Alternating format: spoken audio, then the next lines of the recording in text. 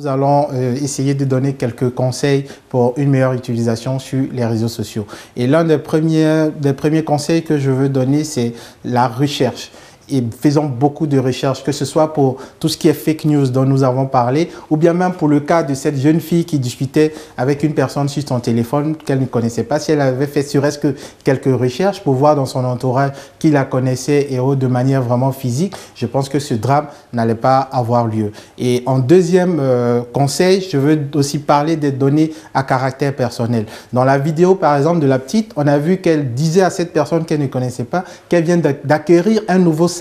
L'information que vous donnez, c'est que vous avez soit des moyens. Donc, si la personne est de mauvaise foi, comme malheureusement ce personnage-là, on voit que l'information que vous lui donnez, c'est que vous avez énormément d'argent parce que c'est un sac peut-être qui coûte très cher. Et après, il y a d'autres qui donnent d'autres informations où ils habitent, leur lieu d'habitation, où ils travaillent, et tout ça. Et si des gens sont de mauvaise foi, on peut vous faire ce qu'on appelle un guet-apens, venir vous kidnapper et demander une rançon. Donc, évitons de donner nos données à caractère personnel à des inconnus et même à n'importe quelle personne sur les réseaux sociaux si ce n'est pas vraiment des personnes vraiment proches. Troisième conseil que je peux nous donner, si la jeune fille déjà avait dit à cette personne-là d'aller la rencontrer dans un lieu public, je pense que lorsqu'elle allait sentir qu'elle était en danger, elle pouvait alerter tous ceux qui étaient autour d'elle. Et l'autre conseil, c'est de nuit. Évitez de faire ce genre de rencontres la nuit. Faites-le la journée, mais surtout dans un lieu public et n'y allez pas seul.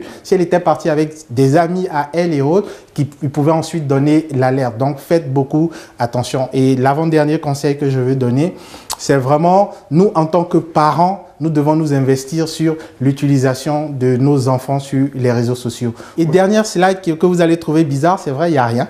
Je l'ai fait exprès parce que les conseils qui sont ici, c'est un peu le résumé de tout ce que nous avons fait sur ce plateau. Donc, tout ce que vous avez entendu, si vous êtes chez vous à la maison, vous pouvez le noter sur une feuille. Et si vous avez d'autres questions, essayez de joindre la rédaction pour qu'ensemble, on puisse continuer le débat hors ligne parce que c'est ça aussi l'avantage des réseaux sociaux. Je vous remercie.